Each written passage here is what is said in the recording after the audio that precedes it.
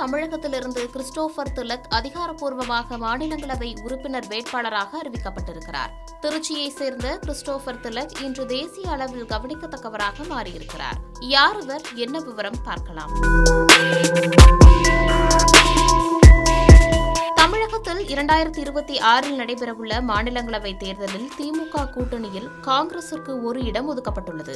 இந்த இடத்தை பிடிக்கப் போவது யார் என்ற எதிர்பார்ப்பு அதிகரித்த நிலையில் காங்கிரஸ் கட்சியின் பொதுச் செயலாளர் KC வேணுகோபால் அதிகாரப்பூர்வ அறிவிப்பொன்றை வெளியிட்டுள்ளார். அதில் திருச்சியைச் சேர்ந்த கிறிஸ்டோபர் திலக் தமிழகத்திலிருந்து காங்கிரஸ் கட்சி சார்பில் மாநிலங்களவை உறுப்பினர் வேட்பாளராக அறிவிக்கப்பட்டிருக்கிறார். திருச்சியைச் சேர்ந்த இவர் காங்கிரஸ் கட்சியின் இளைய தலைமுறையினரில் மிக முக்கியமானவராக கருதப்படுகிறார். இவரது தாத்தா தேயிலை தொழிலாளியாக இருந்தவர். அதன் பிறகு இவரது தந்தை குடும்பத்தில் முதல் தலைமுறை பட்டதாரி ஆவார். கிறிஸ்டோபர் திலக் இன்ஜினியரிங் மற்றும் MBA முடித்துவிட்டு கார்ப்பரேட்டில் வேலை செய்து வந்தார். தனது 30 வயதிற்கு மேல் வேலையெல்லாம் விட்டுவிட்டு பொது வாழ்வில் காங்கிரஸ் கட்சியுடன் பயணிக்கிறார். கட்சியின் அடிமட்ட தொண்டராக தொடங்கி இன்று தேசிய அளவில் கவனிக்கத்தக்க நிலைக்கு உயர்ந்துள்ளார். தற்போது இவர் அகில இந்திய காங்கிரஸ் கமிட்டியின் செயலாளராக பணியாற்றி வருகிறார். குறிப்பாக வடகிழக்கு மாநிலங்களான மணிப்பூர், நாகாலாந்து, திரிபுரா மற்றும் சிக்கிம் ஆகிய மாநிலங்களின் கட்சி பொறுப்பாளராக நியமிக்கப்பட்டு செயல்பட்டும் வருகிறார். மணிப்பூர் போன்ற பதற்றமான சூழல் நிலவும் மாநிலங்களில் கட்சியின் நலனை பாதுகாப்பதிலும் களப்பணிகளை ஒருங்கிணைப்பதிலும் இவரது பங்களிப்பு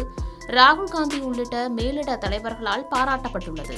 ராகுல் காந்தியின் நம்பிக்கைக்குரிய இளம் தலைவர்கள் பட்டியலில் கிறிஸ்டோபர் திலக் இடம்பெற்றுள்ளார். வடகிழக்கு மாநிலங்களில் அவர் ஆற்றிய கடினமான பணிக்கான வெகுமதியாக இந்த மாநிலங்களவை வாய்ப்பு அமையலாம் என சொல்லப்படுகிறது. தென் தமிழகத்தைச் சேர்ந்தவர் என்பதாலும் சிறுபான்மையின பிரதிநிதித்துவம் என்பதாலும் இவரது தேர்வு கட்சிக்கு சாதகமாக அமையும் என கருதப்படுகிறது. ஏற்கனவே தமிழகத்திலிருந்து ப. சிதம்பரம் போன்ற மூத்த தலைவர்கள் மாநிலங்களவையில் பிரதிநிதித்துவப்படுத்தப்பட்டுள்ள நிலையில் இந்த முறை ஒரு புதிய முகமான ஒருவருக்கு வாய்ப்பளிக்கப்பட்டுள்ளது. இந்த அறிவிப்பு எப்படி சார் பாக்குறீங்க? இப்போ நீங்க காங்கிரஸ்க்காக தொடர்ந்து உழைச்சிட்டு இருக்கீங்க. தமிழ்நாட்டில் ஒரு மாநிலங்களவை பதவி கிடைச்ச உடனே உங்களுக்கான வாய்ப்பாக, அதாவது ஒரு அடிமட்ட தொண்டனுக்கு இது ஒரு பெரிய மோட்டிவேஷன், ஒரு புத்துணர்ச்சி. நம்மளும் கடினமாக உழைத்தால் கண்டிப்பாக நமக்கும் இந்த கட்சியில் ஒரு இடம் கிடைக்கும்ன்ற நம்பிக்கை எல்லா மக்கள்கிட்டையும் இப்போ இருக்கு. கூட இருக்கிற இந்த மாதிரி MLA-க்களும் இவங்களும் சாதாரண CLP இருக்கிறாருன்னா அவரும் ஒரு மிடில் கிளாஸ் பேக்ரவுண்டில் தான் வந்திருக்காரு. நானும் ஒரு மிடில் கிளாஸ் பேக்ரவுண்டில் தான். இதெல்லாம் இந்த மாதிரி விஷயங்கள்லாம் காங்கிரஸ் கட்சியில் மட்டும்தான் நடக்கும் அப்படின்றதும் இந்த இடத்துல ஒரு மிக முக்கியமான செய்தியாக நீங்கள் பதிவு பண்ணிக்கணும். இப்போ நீங்கள் மணிப்பூரில் பணியாற்றிருக்கீங்க. இதுக்கு முன்னாடி பல்வேறு மாநிலங்கள், தமிழ்நாடு மணிப்பூரை இணைச்சி உங்களுடைய குரல் என்னவா இருக்கும்?